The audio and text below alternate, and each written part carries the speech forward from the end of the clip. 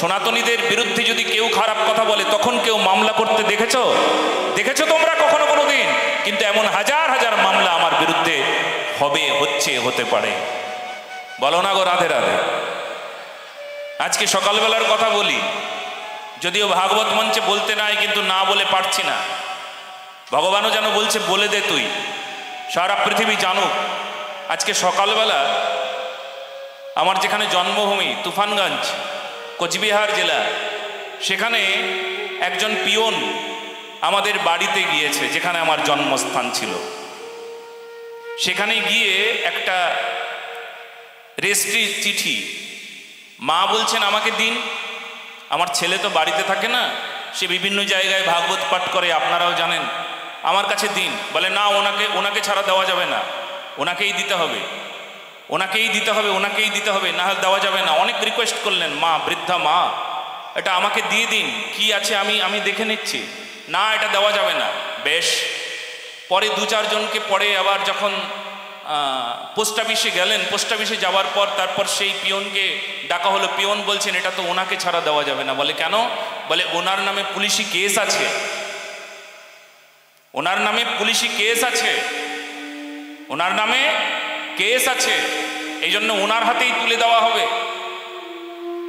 বলে উনি তো এখন নেই, আপনি এটা দিতে পারেন, এটা তো দেওয়ার নিয়ম। যদি এটা না দেন সেটা তো অন্যায় হচ্ছে, সেটা ঠিক হচ্ছে না। আপনার দেওয়ার নিয়ম, আমাদের গ্রহণের নিয়ম। আপনি পিয়ন মাত্র, আর কিছু না। নোটিশ যদি হয়, এটা অন্য কেউ রিসিভ করতে পারে। আচ্ছা, সে এক ব্যাপার, যাই হোক, সবই ষড়যন্ত্র, সব আপনারা জানেন। আচ্ছা, আপনাদের কি মনে হয় আমি এমন কোন অন্যায়, কোন পাপ, কোন অপরাধ, কোন ক্রাইম করেছি যে আমার নামে কেস হবে? এটা তো আমি জোর গলায় বলবো।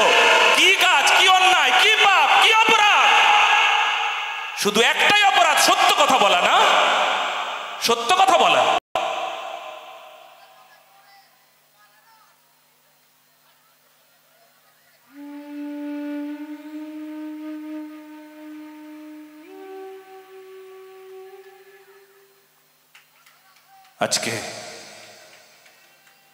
আজকে পশ্চিমবঙ্গে দাঁড়িয়ে কি লজ্জার বিষয় আপনারা দেখতে পাচ্ছেন?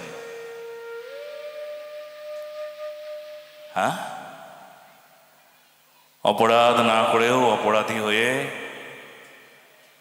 তাকে কিছু বলতে হয়।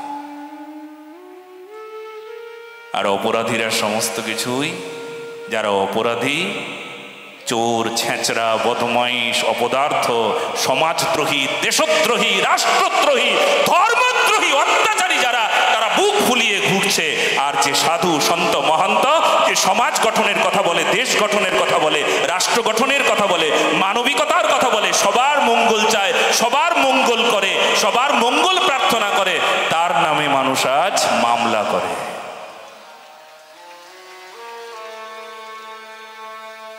এটা পশ্চিমবঙ্গের কথা।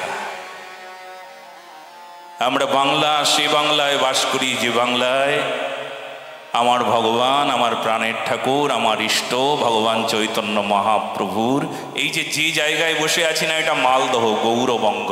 এখানে মহাপ্রভুর আগমন হয়েছেন এই মালদা জেলায়। এই চরণচুম্বিত ভূমিতে বলছি, কি লজ্জার বিষয় এটা? হ্যাঁ, এটা কি লজ্জার বিষয়? পশ্চিমবঙ্গের মাটিতে কি লজ্জা এটা? তবে যা হচ্ছে না, সব মানুষের অনেক বেশি চেতনা জাগছে, এটা বড় সত্য কথা।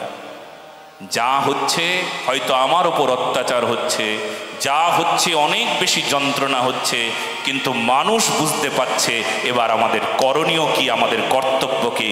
সমস্ত সনাতনীদের এক হতে হবে, জোট হতে হবে, এগিয়ে আসতে হবে, মিথ্যার বিরুদ্ধে এগিয়ে আসতে হবে। সবাইকে আমাদের বুঝিয়ে দিতে হবে এবার এক হবার সময় এসেছে। আর লোভ নাই, আর কুসংস্কার নাই, আর পাপ নাই, আর আমাদের ভয় নাই, আর আমাদের ভ্রান্তি নাই। এবার আমাদের এক হবার সময়, হাতে হাত ধরার সময়, কাঁধে কাঁধ রেখে চলবার সময়, পায়ে পা মিলিয়ে সত্যের সঙ্গে চলবো, এই সময় এসেছে আজকে। বলো না গো রাধে রাধে। হ্যাঁ, এটা বুঝে গেছে আজ।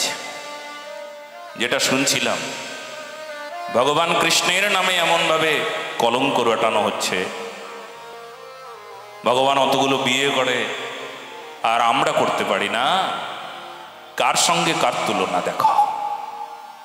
সেই সময় ভৌমাসুর সহস্র সহস্র রাজকন্যাদের পানি গ্রহণ করে তারপর জেলখানায় নিক্ষেপ করেছিল। ভগবান সেই ভৌমাসুরকে উদ্ধার করবার পর সহস্র সহস্র রাজকন্যাদের কি গতি হতো? তখন সমস্ত রাজকন্যারা না, তখন তাদের মৃত্যু ছাড়া অন্য কোনো উপায় ছিল না। না তাদের স্বামীরা নেবে, অন্য কোনো পুরুষ তাদেরকে গ্রহণ করবে, না তাদের সেই মুহূর্তে তাদের পিতামাতারা গ্রহণ করবে। কারণ নিয়ম ছিল, যদি কারুর পানি গ্রহণ করা হয়, পানি গ্রহণের পর তাকে অন্য কেউ, অন্য কোনো পুরুষ তাকে স্পর্শ করবে না। ভগবান কৃষ্ণ ছাড়া তাদের অন্য কোনো উপায় ছিল না। ভগবান কৃষ্ণ উদ্ধার করলেন, কিন্তু শুধু উদ্ধার করলেন না, তাদের রক্ষা করলেন আর স্ত্রীর মর্যাদা দিলেন, নিজের স্ত্রী করে রাখলেন, মর্যাদা দিলেন। ভগবান কৃষ্ণের এটা মহানতা না ভগবান কৃষ্ণের এটা কামুকতা ছিল? বলুন আপনারা। ভগবান কৃষ্ণের মহানতা ছিল। এই ভগবানকে একবার বুঝবার চেষ্টা করুন, জানবার চেষ্টা করুন যে ভগবানকে আজকে আঙ্গুল দেখিয়ে দিয়ে বলে ভগবান অতগুলো বিয়ে করেছিল, আমরা কেন করব না? কার সঙ্গে কার তুলনা? অনন্ত কোটি বিশ্ব ব্রহ্মাণ্ড তার মালিকের সঙ্গে সাধারণ এইটুকু একটা জায়গার মালিক, হ্যাঁ, এই খণ্ড স্থান, সাধারণ মানুষ, তুচ্ছ জঘন্য নগণ্য একটা মানুষের তুলনা করছে। কার সঙ্গে কার তুলনা? এই জন্য দেবর্ষি নারদও দেখিয়েছিলেন। নারদ বলছিলেন, প্রভু তোমার অতগুলো স্ত্রী, কোনো ঝগড়াঝাটি হয় না? ভগবান বললেন, না, ঝগড়াঝাটি হয় না। বলে, ঝগড়াঝাটি তো তখন হয়, কখন হয়? যখন কেউ নিজের সুখের কথা চিন্তা করে, অন্যের সুখের কথা চিন্তা করে না। আমি তো এই শিক্ষা কাউকে দিই না। তুমি কখন বিবাদে জড়িয়ে পড়বে? সংসারে যে আজকে মানুষ বিবাদ করে, একে অপরের সঙ্গে ঝগড়াঝাটি হয়, কিসের জন্য হয়? কেবলমাত্র নিজের সুখের কথা চিন্তা করে, অন্যের কথা ভাবে না, এই জন্য বিবাদ হয়। আর ভগবানের শিক্ষা যে নিজের সুখের কথা পরিত্যাগ করে অন্যের সুখে সুখী হও, তবে তোমার বিবাদ দূর হয়ে যাবে। ভগবান কৃষ্ণের যারা, তারা নিজের কথা কখনো ভাবে নাই, তারা নিজের কথা পরিত্যাগ করে অন্যের সুখের কথা চিন্তা করেছে, তাই তাদের জীবন থেকে সমস্ত বিবাদ আপদ সব দূর হয়ে গিয়েছে। সমস্ত বিবাদ দূর হয়ে যাবে ঠিক এই কাজে। বেশ, চলুন। এরপর ভগবান কৃষ্ণ তিনি বিবাহ লীলায় সবাইকে বুঝিয়ে দিলেন, সবাইকে বোঝালেন, সবাইকে জানালেন যে এই প্রকারে চলতে হবে তোমাদেরকে। হ্যাঁ, কি না ভগবান এই শিক্ষা দিলেন যে সবাই নিজের সুখের কথা, এই চিন্তা পরিত্যাগ করে অন্যের সুখে সুখী হয়ে যাও। আর তার জন্য ভগবত উপাসনার বড় প্রয়োজন। দুটো হাত উপরে তুলে আমরা সবাই গৌর হরির ভজনা করি। দুবাহু তুলিয়া গৌরাঙ্গ বলিয়া লইব গৌরাঙ্গ শরণ। সবাই মিলে দুটো হাত উপরে তুলে দুবাহু তুলিয়া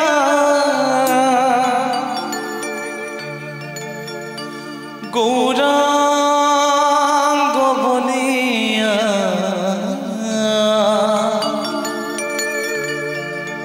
লইব গৌরাঙ্গ শরণ।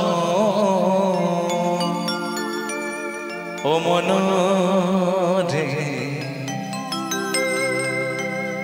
লইব গৌরাঙ্গ শরণ। দুটো হাত উপরে তুলে দুবাহু তুলিয়া গৌরাঙ্গ বলিয়া, দুবাহু তুলিয়া গৌরাঙ্গ বলিয়া লইব গৌরাঙ্গ শরণ। ও মন রে লইব গৌরাঙ্গ শরণ।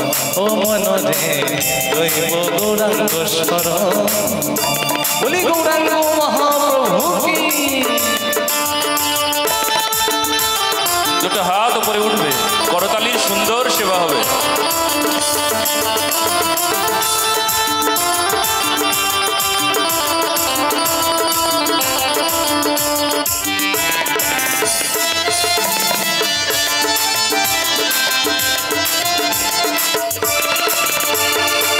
গৌরাঙ্গের হইব গৌরাঙ্গ বুঝিব, গৌরাঙ্গে থাকিব আমার ভাবের গোরা গোরারে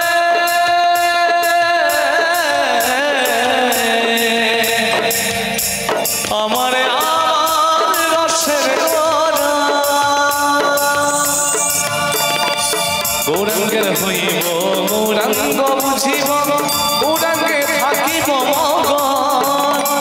ঝাড়খণ্ডের পথে গৌরাঙ্গ তুমি যেতে, ঝাড়খণ্ডের পথে গৌরাঙ্গ তুমি যেতে, কৃপা করিলে ব্যাঘ্র পুষ্কুরে মনরে লইব গৌরাঙ্গ শরণ, ও মনরে লইব গৌরাঙ্গ শরণ। দুটো হাত উপরে করতালির সেবার সাথে সবাই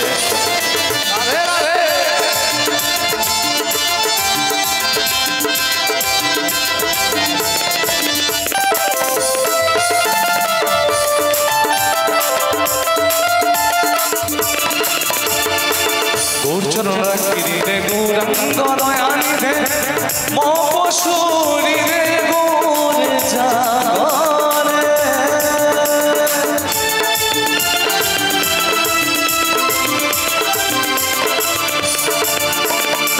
গৌরচরণ রাখিরি রে গৌরাঙ্গ দয়ানিধে, মশুরি রে গৌর জাগরে।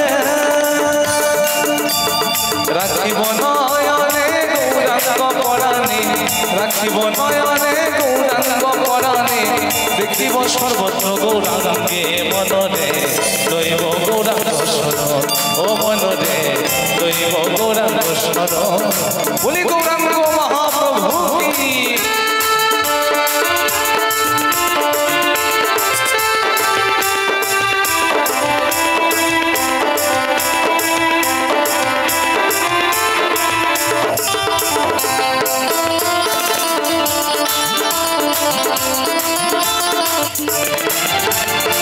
নয়ন মুদিয়া গৌরাঙ্গ দেখিয়া, গৌরাঙ্গে ডুবি গৌর ভক্ত সঙ্গে।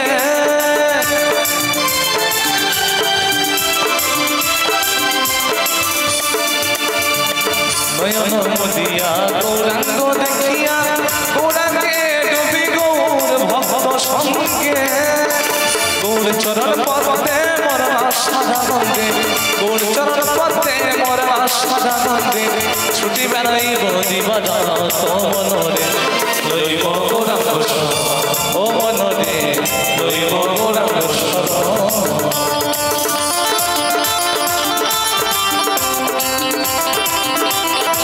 রাধে রাধে।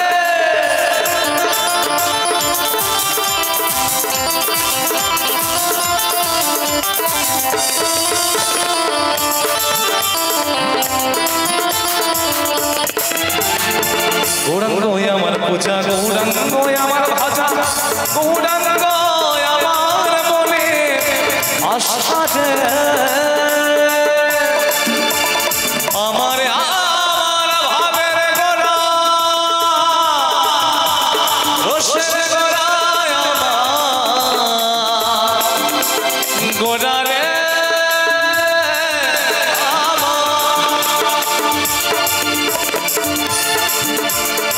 গৌরাঙ্গ আমার পূজা, গৌরাঙ্গ আমার ভজা, গৌরাঙ্গ আমার মনে আশা যে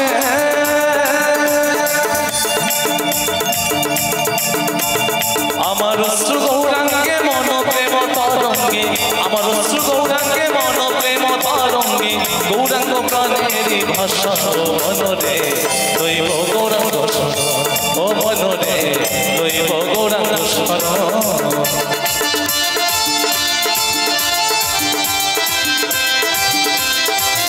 রাধে রাধে।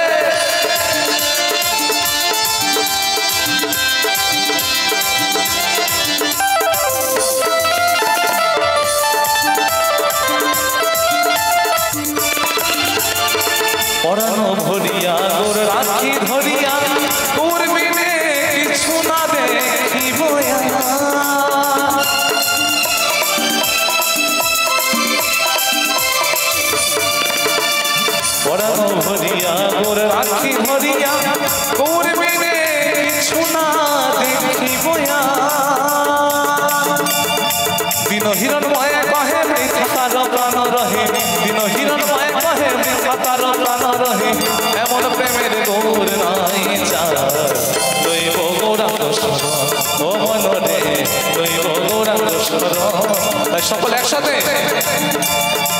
দুবাহু তুলিয়া গৌরাঙ্গ বলিয়া, দুবাহু তুলিয়া গৌরাঙ্গ বলিয়া, লইব গৌরাঙ্গ শরণ ও মনরে, লইব গৌরাঙ্গ শরণ ও মনরে, লইব গৌরাঙ্গ শরণ ও মনরে, লইব গৌরাঙ্গ শরণ ও মনরে, লইব গৌরাঙ্গ শরণ।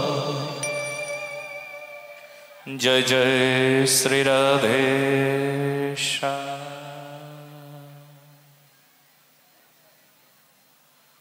এবার ভগবান কৃষ্ণের তিনি তার এমন একটা প্রচার তার দ্বারা হলো প্রচার করলেন। তিনি ভাগবত, আসলে ভাগবত প্রোক্তম, ভগবান নিজেই ভাগবতের প্রচারক।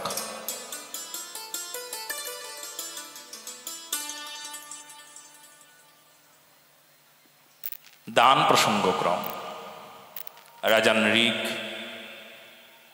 এত দান করলেন কিন্তু তাকে গিরগিটি হতে হলো।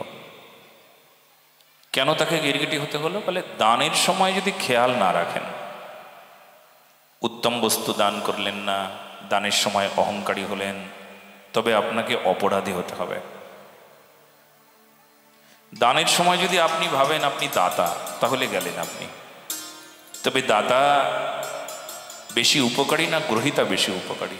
দাতা বেশি উপকারী। বলে দাতা দান করলেন তুচ্ছ সাধারণ কোনো বস্তু, বস্ত্র বা অন্য কোনো সাধারণ কোনো জিনিস দান করলেন, দক্ষিণা, গৃহ, আপনি যেটাই দান করছেন, দান করলেন সাধারণ বিষয়, কিন্তু আপনি কি লাভ করলেন জানেন? আপনি লাভ করলেন নিত্য তত্ত্ব। এই জন্য গ্রহিতার চাইতে দাতার বেশি করলাম। আপনি তবুও যদি মনে মনে ভাবেন দান করে অনেক উপকার করলাম, কারোর মঙ্গল করলাম, তাহলে আপনার সব দান শেষ হয়ে গেল। বলো না গো রাধে রাধে। আপনার আর দানের কোনো মহিমা থাকলো না, রইল না, সব শেষ। ভালো করে বুঝবেন বিষয়টি। আমরা আজকে উত্তম বস্তু দান না করে সাধারণ কোনো বিষয় দান করে দিই। সামর্থ্য আছে উত্তম বস্তু দান করার, কিন্তু সামর্থ্য অনুযায়ী সেবা করি না। সেবা অপরাধের মধ্যে একটা বিশেষ অপরাধ, আপনার সামর্থ্য আছে ভালো করে সেবা করার, কিন্তু আপনি সামর্থ্য অনুযায়ী সেবা করেন না। আপনার সামর্থ্য আছে ভালো একটা বস্ত্র দেওয়ার, কিন্তু এমন একটা বস্ত্র দিলেন যেটা পরা যাবে না। হয়তো গুরুদেবকে বা বৈষ্ণবকে বা পুরোহিতকে ডেকে নিয়ে এসেছেন, এমন একটা বস্ত্র দিলেন, সে আর সেই বস্ত্রটা পরতে পারবে না, দামও হবে না, 40 টাকা দাম হবে।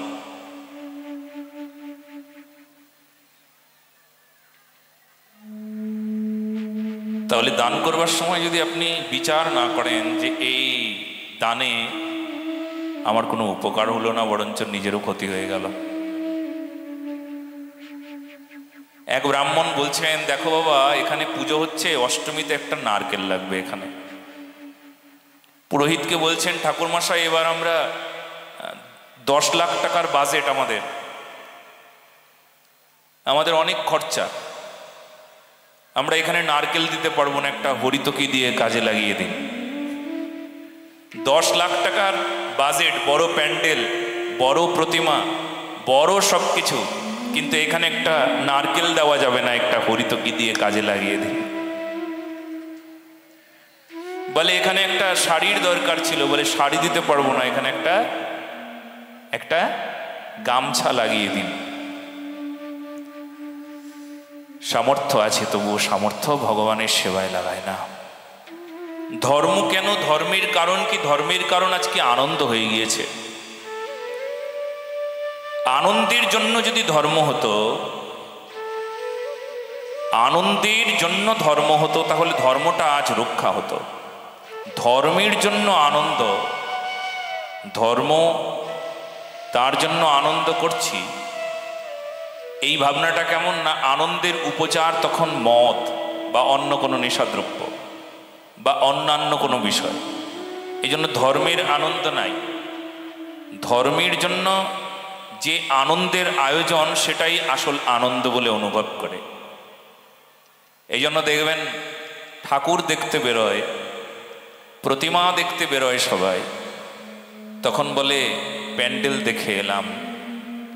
কয়টা ঠাকুর দেখা এটা নয়, প্যান্ডেল দেখা, লাইটিং দেখা। আজকে পূজা হয়ে গিয়েছে এই প্রকার। বাঙালির শ্রেষ্ঠ উৎসব দুর্গাপূজা। দুর্গাপূজাকে কেন্দ্র করে মানুষের যে কি নানা প্রকার তিক্ত অভিজ্ঞতা আজকে, সে কি বলবো। দুর্গাপূজায় আনন্দ সবচাইতে বেশি তাদের হয় যারা নেশাগ্রস্ত হয়ে থাকে। কি লজ্জার বিষয়। এই জন্যই এক পক্ষ আঙ্গুল দেখিয়ে দিয়ে বলে তোদের ধর্ম এই প্রকার রে। এটা বলবার সাহস কেন পায়? আমরা সাহস দিই। আমরা ধর্মটাকে কলঙ্কিত করছি, ধর্মে কুসংস্কার প্রবেশ করিয়ে 12টা বাজিয়ে দিয়েছি ধর্মের। আর ধর্মের ওপর কেউ আঘাত করতে কিছুই ভয় পাচ্ছে না, কোনো চিন্তা করছে না যে এত বড় সত্য সনাতন ধর্মের ওপর আমরা আঙ্গুল দেখাচ্ছি। দোষটা তো আমাদের। বিসর্জনের দিন মদ খেয়ে ধেই ধেই করে নাচতে নাচতে যাওয়া, বিসর্জন দেওয়ার অর্থ কি? আসলে ধর্মটাকেই বিসর্জন দিচ্ছে এরা। এরা জানে না। পূজার অর্থ এদের জানা নাই, ধর্মের অর্থ এদের জানা নাই। আনন্দের জন্য যা খুশি তাই আজকাল করছে। শিবের মাথায় জল ঢালতে যাচ্ছে, মদে মাতাল হয়ে যাচ্ছে, নেশাগ্রস্ত হয়ে যাচ্ছে। জানাই নাই যে নেশা করা যাবে না, মহাদেব নিষেধ করেছেন। এমনকি তিনি শিবপুরাণে বলছেন, আমার নাম করে যে গঞ্জিকা সেবন করে তার থেকে আমি 100 যোজন দূরে অবস্থান করি। এদের জানা নাই। এরা মনে করে নেশাটা বাধ্যতামূলক, নেশা করা উচিত, নেশা করলে মহাদেব খুশি হয়, তার প্রসাদ খাওয়া। এই সমস্ত ভ্রান্তিতে ভরা আমাদের ধর্মের এই কুসংস্কারগুলোকে যদি না শুধরানো যায় তাহলে সব শেষ হয়ে যাবে। কিন্তু এই সমাজটাকে বাঁচানো যাবে না। সমাজের মানুষ এই ধর্ম থেকে যেখানে সুন্দর একটা তাদের হৃদয়ে একটা সুন্দর প্রভাব পড়বে, ভালো কিছু তাদের হৃদয়ে অনুভব হবে, সেটা না হয়ে সেই হৃদয় হয়ে যাবে মলিন, নোংরা, আবর্জনাময়। সেই জন্য খুব সাবধান। এমন কিছু করা যাবে না যেটা ধর্মের উপর আঘাত হবে, এটা করবেন না। নিজের ধর্মকে সুন্দর, সুশৃঙ্খল, এই ধর্মকে কুসংস্কার বিমুক্ত করুন। সংস্কার আমাদের ধর্ম সংস্কার শিক্ষা দেয়। আমাদের ধর্ম শিক্ষা দেয় যে প্রগতি, সেই প্রগতির কথা আমরা ভুলে গিয়ে আজকে আমরা কুসংস্কারকে নিয়ে মত্ত হয়ে আছি। কুসংস্কার ছাড়ুন, ধর্মকে ভালো করে বুঝুন। বেশ, ভগবান এরপর এমন একটা তার অত্যন্ত প্রিয় বন্ধুর কথা শোনালেন ভাগবত ভগবান, যার নাম ভগবানের প্রিয় সখা সুদামা। সুদামা গরিব, দীন দরিদ্র।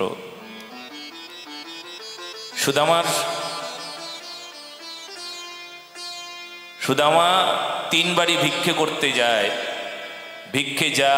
ভিক্ষেতে যা পায় সেটা নিয়ে ভগবানের ভোগ লাগায়। তবে 3 বারই ভিক্ষে করতে যাওয়ার পর যদি একটা বাড়িতেও না পান, তবে 4 বাড়িতে যান না, সেই দিন না খেয়ে থাকেন। ভগবানকে বলেন, ভগবান ভালোই হয়েছে, আজকে একাদশী ব্রতের ফলটা পেয়ে নেব। আজকে একাদশী ব্রতের ফলটা পেয়ে নেব। ভগবান তুমি বড় কৃপা করেছ। তাই ভগবানের অত্যন্ত প্রিয় সখা উদ্ধব যেমন প্রিয়, ঠিক তেমনি সুদামা হলেন ভগবানের প্রিয় সখা। উদ্ধবের হাতে হাত রেখে যেমন ভগবান বললেন উদ্ধব দ্বৈত সখা, আর সুদামার হৃদয়ে হৃদয়ে রেখে সুদামাকে বললেন, সুদামা আমি অযোগ্য, তোমার বন্ধু হতে পারলাম না। দেখো আমি রাজা, আমার সারা শরীরে কত অলংকার, কত অহংকার, আমার কোনো অভাব নাই। আমার এত ঐশ্বর্য, অথচ তুমি আমার বন্ধু, তুমি এমন দিন দরিদ্র, তুমি কতদিন আহার করো নাই, মুখটা কেমন করুণ দেখাচ্ছে, তুমি আমায় ক্ষমা করে দাও, আমি তোমার বন্ধু হবার যোগ্যতা থেকে বঞ্চিত হয়ে গেলাম, তুমি আমায় ক্ষমা করো।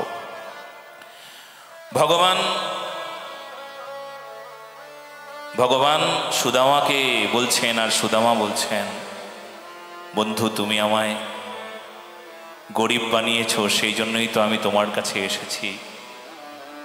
যদি তোমার মতন ধনী হতাম বা একটু ঐশ্বর্য দিতে, তাহলে অহংকারে মদমত্ত হয়ে তোমায় আমি ভুলে যেতাম। তুমি কত দয়া করেছো, তুমি আমাকে গরিব বানিয়েছো, দীন বানিয়েছো। বাহ, দিনের অধিক দয়া করে ভগবান, ধনী মানি কুলিনের বড় অভিমান। ধনী মানি কুলিনের বড় অভিমান। ভগবান তুমি আমাকে দিন দরিদ্র বানিয়েছো, তাই তো তোমার কাছে ছুটে এসেছি। আর গরিবের প্রতি তোমার যে দিনের প্রতি তোমার দান, সে দান অশেষ, বিশেষ দান। অন্য কারোর প্রতি তোমার এই প্রকার দান নাই। গরিবকে তুমি নিজেকেই নিজে দিয়ে দিয়েছো। তুমি তার জন্য একটা নামও তোমার আছে, দীননাথ, গরিবের বন্ধু, কাঙালের ভগবান। হে কাঙালের ভগবান, তুমি একমাত্র এমন ভগবান যে কাঙালের ভগবান হয়ে তুমি বুঝিয়েছ কাঙাল তোমাকে পেতে পারে, গরিব তোমাকে পেতে পারে। আজকে গরিব আছে, কিন্তু সমস্যা এটাই, ধনের আকাঙ্ক্ষা আছে, তাই গরিব ভগবানকে লাভ করতে পারছে না। অথচ এখানে কি দিনেরই অধিক দয়া করে ভগবান, গরিব হলে ভগবানকে পাবে। গরিব পাচ্ছে না কেন? গরিবের আশা হলো টাকা, তাই ভগবানকে লাভ করতে পারছে না। গরিবের আশা যদি ভগবান হতো তাহলে ভগবানকে লাভ করত, কিন্তু গরিব তাই টাকার আশা। আমি গরিব, যদি ধনী হতাম, যদি টাকা হতো। কিন্তু গরিব যদি একবার বলে, হে আমি গরিব, কত দয়া করে তুমি আমাকে গরিব বানিয়েছো, এবার তোমাকে পাবার উপায় হয়েছে, কারণ দিনকে অধিক দয়া করো, গরিব হয়েছি, এইবার তুমি আমায় দয়া করবে ভগবান, কৃপা করবে ভগবান। বেশ, সা বাগ্যয়া তস্ব গুণান গৃণীতে করো চ তৎকর্ম করো মনশ্চ স্মরিদ বসন্তম স্থিরজঙ্গমেষু শৃণোতি তৎপুণ্যকথা সকর্ণঃ। যার হাত সদা সর্বদা ভগবানের সেবা করে, যার মস্তক ভগবানের চরণে অবনত হয়েছেন, এমন সুদামা। আহা, সুদামাকে তার স্ত্রী সুশীলা বলছেন কৃষ্ণের কাছে যাবে। যেতে তো ইচ্ছে করে, যদি যাই তবে কৃষ্ণ বলবে কি এনেছিস, আমি তখন তারে কি দেব? আমি ব্যবস্থা করছি, আমি ভিক্ষে করে আনি। ভিক্ষে করে কিছু দুর্গন্ধওয়ালা চিড়ে নিয়ে এলো। আরে এত দুর্গন্ধ যে কুকুর পর্যন্ত মুখে দিলে কুকুরটা মুখটা সরিয়ে নেয়, কি করবে? যা আছে তাই নিয়ে চললেন সুদামা। দুটো হাত উপরে তুলে ভগবত নাম গুণগান গাইতে গাইতে চললেন। সারাটা শরীর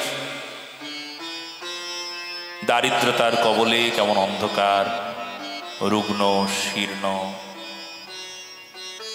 কণ্ঠে ভগবত নাম, সারা শরীরে শতচ্ছিন্ন মলিন সেই বেশ, ওপরে একটা শতচ্ছিন্ন উত্তরীয়, কৃষ্ণ নাম গাইতে গাইতে চলছেন। হরে কৃষ্ণ हरे कृष्ण कृष्ण कृष्ण हरे हरे हरे राम हरे राम राम राम हरे हरे। चले श्याम सुंदर से चले श्याम सुंदर से मिलने सुदामा गाते चले मन में हरे कृष्ण राम हरे कृष्ण हरे कृष्ण कृष्ण कृष्ण हरे हरे हरे राम हरे राम राम राम हरे हरे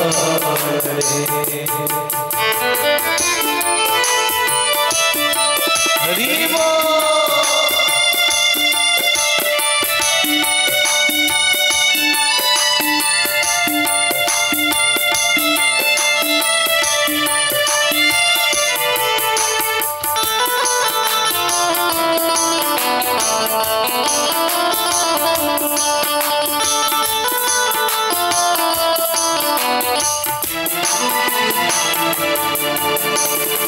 लोटा और डोरी कांधे लटकाए चावल की पोतरी बगल में दबाए।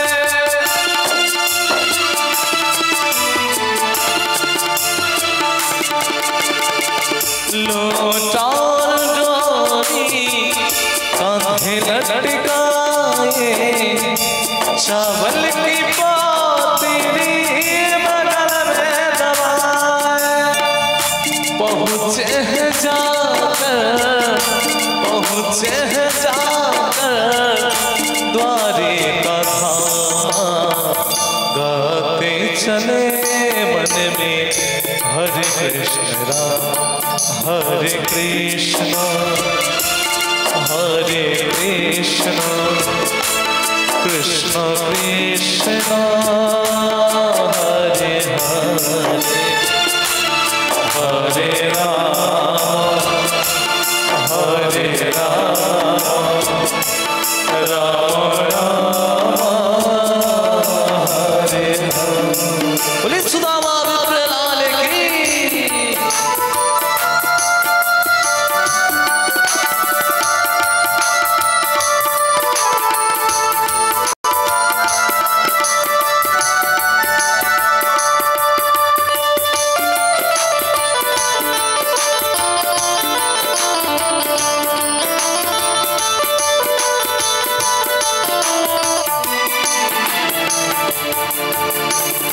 मित्र सुदामा द्वार पे आए छोड़ सिंहासन कृष्ण जी धाए।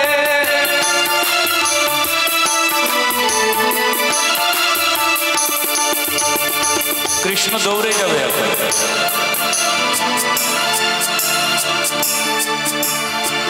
मेरे द्वार पे आए छोड़ सिंहासन कृष्ण जी भाए। सीने से सीना मिला ये घनश्याम गाते चले मन में हरे कृष्ण रामा हरे कृष्ण हरे कृष्ण कृष्ण कृष्ण हरे हरे राम हरे राम राम राम हरे हरे।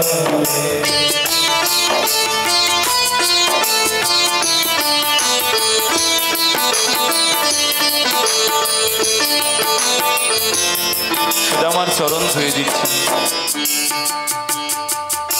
চোখের জলে চরণ ধুয়ে দিচ্ছেন।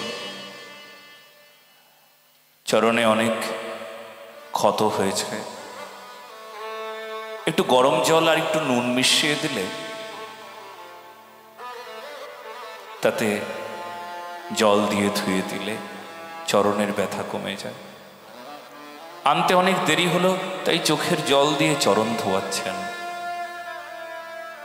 এক পক্ষ বলছেন, সুদামা, ও সুদামা, সাক্ষাৎ ভগবান তোমার চরণ ধোয়াচ্ছে, তুমি নিষেধ করো। কেন নিষেধ করব?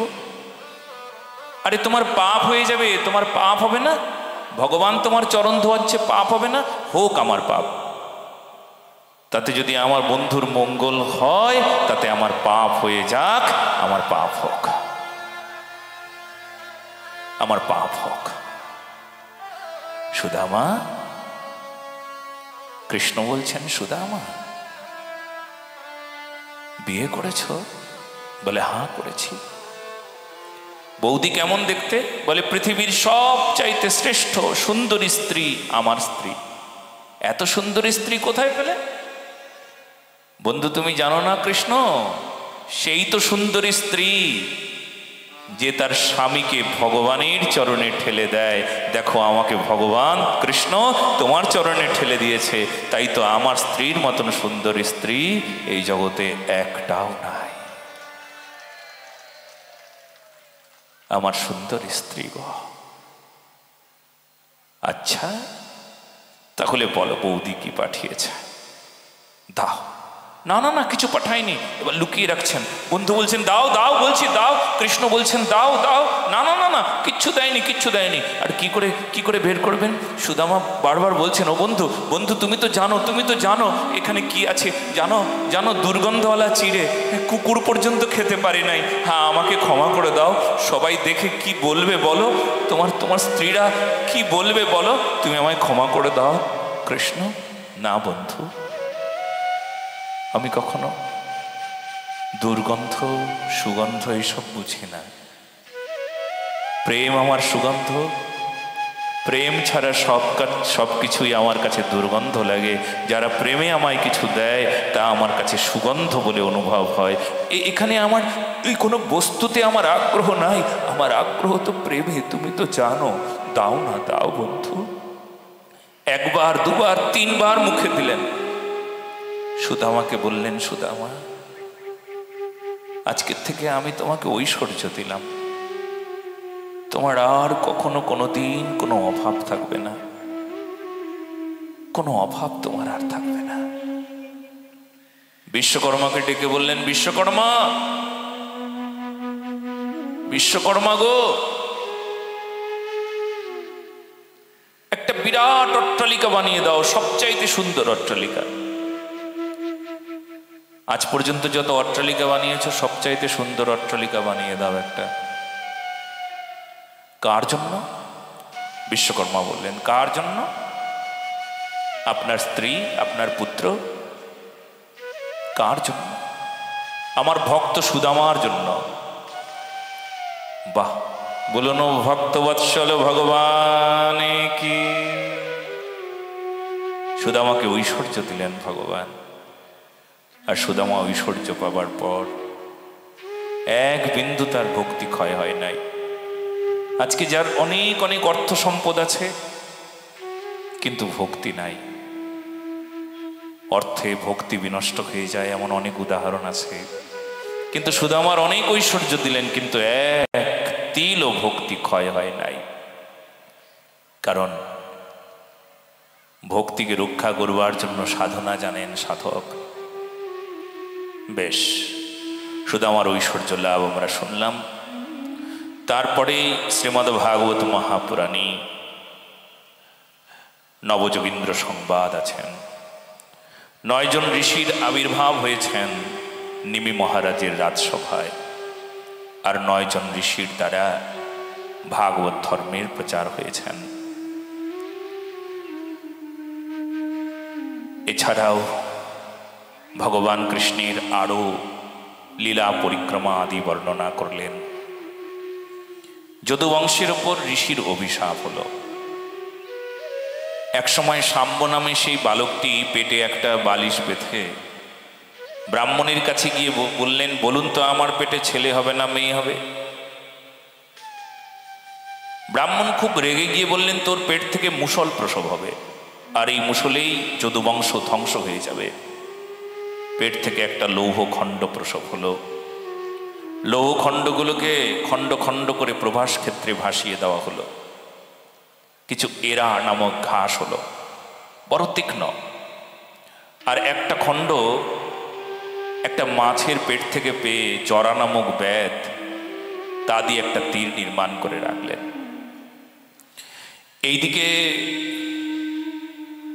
ভগবান কৃষ্ণ সবাইকে ডেকে বললেন, দেখো কলিযুগ আসবে আর দ্বাপর যুগ বিশ্রাম নেবে। এখন তোমরা কেউ নেশা করো না, অবৈধ স্ত্রী সঙ্গ করো না, তোমরা সবাই শান্ত হয়ে থাকো। কেউ কথা শুনলেন না, নেশাগ্রস্ত হলেন, ধর্ম বিরুদ্ধ আচরণ করলেন, ভগবানের কথা শুনলেন না। একমাত্র শুনলেন উদ্ধব মহারাজ। যদুবংশের ওপর অভিশাপ উদ্ধবের লাগে নাই, ভগবান কৃষ্ণের চরণের চিহ্ন বজ্রচিহ্ন, সেই বজ্রচিহ্নের অবতার বজ্রনাভ যদুবংশের, কিন্তু তার লাগেনি। কেন? কারণ ভগবানের চরণে যে আশ্রয় নেয় তার কোনো অভিশাপ স্পর্শ করে না। বেশ, ভগবান উদ্ধবকে উদ্ধব গীতা শোনালেন। উদ্ধব গীতায় জ্ঞান, ভক্তি, কর্মযোগ আদি শিক্ষা দিলেন। 24 জন গুরুদেবের কথা বর্ণনা করলেন। পৃথিবী থেকে পায়রা পর্যন্ত 8 জন গুরুদেব, অজগর থেকে পিঙ্গলা পর্যন্ত 9 জন, কুরোর পক্ষী থেকে ভৃঙ্গি পর্যন্ত 7 জন, এই সব মিলে 24 জন গুরুদেব। এনারা সবাই শিক্ষাগুরু, মানে সবার কাছ থেকে শিক্ষা গ্রহণ করবার কথা বর্ণনা করলেন। পরমার্থ নিরূপণ করলেন। ভাগবত ধর্ম নিরূপণের পর উদ্ধব মহারাজ আবার বদ্রিকাশ্রম গমন করলেন। যদুকুলের সংহার শুরু হয়ে গেল। যদুকুলে সমস্ত যারা ছিলেন তারা নিজেদের সঙ্গে মারপিট করে, যুদ্ধ করে মৃত্যুবরণ করলেন। বলদেব তিনি শঙ্কর্ষণ তত্ত্ব, তিনি অনন্তনাগে সমাহিত হয়ে পরমধামে গমন করলেন। ভগবান কৃষ্ণ একটা বৃক্ষতলে বসলেন। দূর থেকে জরা নামক ব্যাধ দেখলেন, নীলবর্ণের একটা হরিণ। দূর থেকে তীর নিক্ষেপ করলেন, তীর গিয়ে চরণে গিয়ে বিঁধল। দৌড়ে এলেন, এত সুন্দর নীল হরিণ তো কখনো দেখি নাই। কাছে এসে দেখলেন নীল কৃষ্ণ। ভগবান কৃষ্ণের চরণে ক্ষমা প্রার্থনা বারবার করলেন। ভগবান বললেন, তোমার কোনো দোষ নেই, এ তো আমার ইচ্ছাতে হচ্ছে। ভগবান স্বধাম গমন করলেন। এইদিকে পরীক্ষিত মহারাজ তিনি যখন পরমধাম গমন করলেন, তক্ষক এসে দংশন করলেন। সুখদেব মহারাজ বললেন, আপনি কোনো চিন্তা করবেন না। পরীক্ষিতের পুত্র জন্মেঞ্জয় পিতা যখন পরমধাম গমন করলেন, তক্ষক দংশন করেছিলেন, এই কারণটাই মাথায় রাখলেন। পুত্র মনে মনে ভাবলেন, আমার পিতাকে তক্ষক দংশন করলো, আজকে তক্ষক কুলকে রাখবো না, মানে সর্পকুলকে নিধন করে দেব। সর্পনিধন যজ্ঞ শুরু করে দিলেন। নিষ্পাপ সমস্ত সাপগুলো আগুনে পুড়ে পুড়ে মরছে। তখনও তক্ষক এলো না দেখে ব্রাহ্মণদের কাছে গিয়ে বললেন, ব্রাহ্মণ দেবতা এখনো কেন তক্ষক এলো না? বলে, তক্ষক শরণ নিয়েছে ইন্দ্রের সিংহাসনে, ইন্দ্র বাঁচাচ্ছেন। বলে, ইন্দ্রের সঙ্গে একসঙ্গে এই তক্ষককে পুড়িয়ে ছাই করে দাও। দেবগুরু বৃহস্পতি এসে বললেন, দেখো তুমি যে যজ্ঞ করছো এই যজ্ঞ নয়। যজ্ঞ তাকে বলে যে যজ্ঞে যজ্ঞেশ্বর প্রসন্ন হন, তাকে যজ্ঞ বলা হয়। যে যজ্ঞে ভগবানের আনন্দ হয় তাকে যজ্ঞ বলা হয়। হ্যাঁ, যে যজ্ঞে জগতের কল্যাণ হয় তাকে যজ্ঞ বলা হয়। তুমি যে যজ্ঞ করছো এটা যজ্ঞ নয়, এটা অন্যায়, এটা পাপ, এটা করো না তুমি, এটা অপরাধ, এটা করছো কেন? তুমি এখন ভাগবত ধর্মের প্রচার করো, তোমার পিতা ভাগবত কথা শ্রবণ করে পরম ধাম গমন করেছে। যে যজ্ঞে কোনো প্রাণী হত্যা হয়, যে যজ্ঞে কারুর হত্যা হয়, কারুর কষ্ট হয়, সে যজ্ঞ যোগ্য নয়। এবার